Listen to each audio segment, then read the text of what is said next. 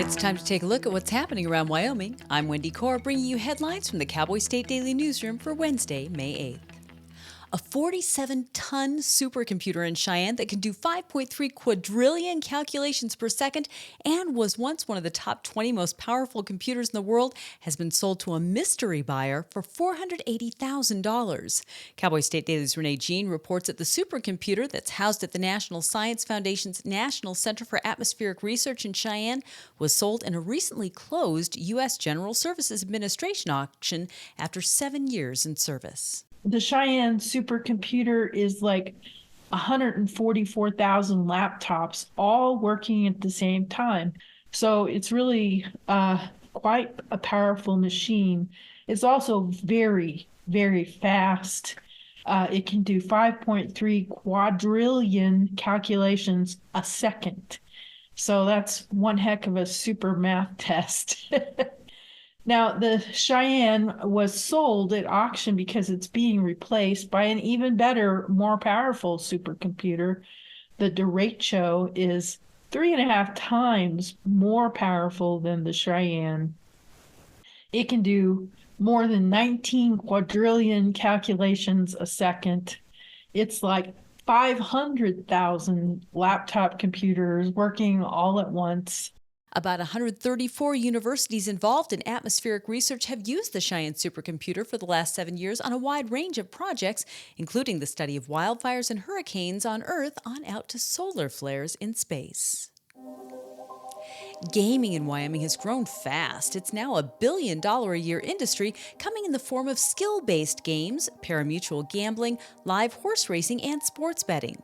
How big gaming gets and how much oversight might be necessary is now the focus of a gaming expansion study discussed at a Joint Appropriations Committee meeting on Tuesday. Cowboy State Daily's Leo Wolfson reports. Many of the increasing growth that has occurred of the last few years and the last decade has not been matched with hardly any increased regulation. They've kind of legalized things and kind of put their hands off for the most part. So that's kind of the big issue that legislators are trying to tackle with this industry.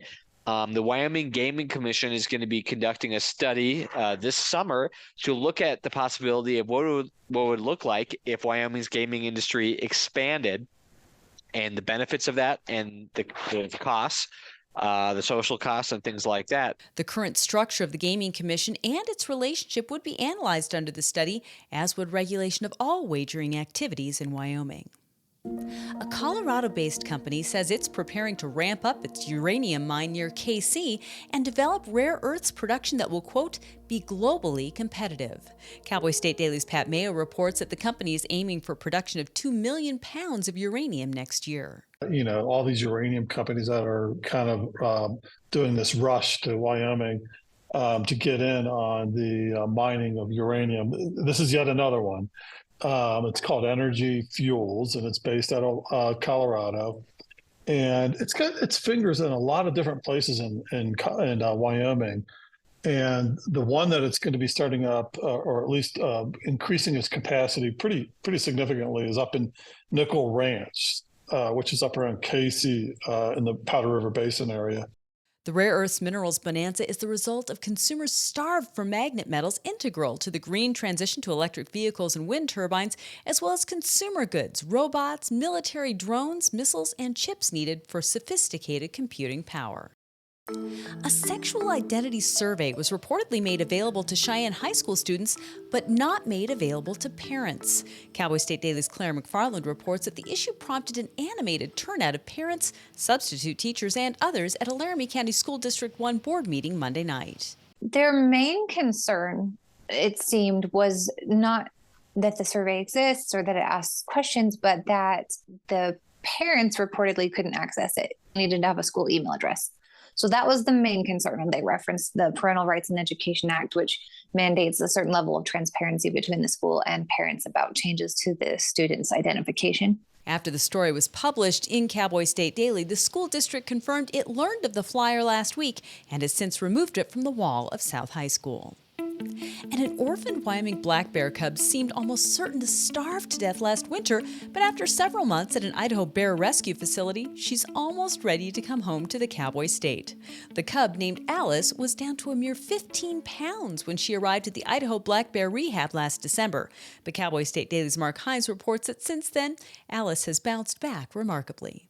If folks recall, Cowboy State Daily reported in December that a really tiny black bear cub had been found stuck in, stuck in a cottonwood tree over in a tiny community kind of south of Jackson.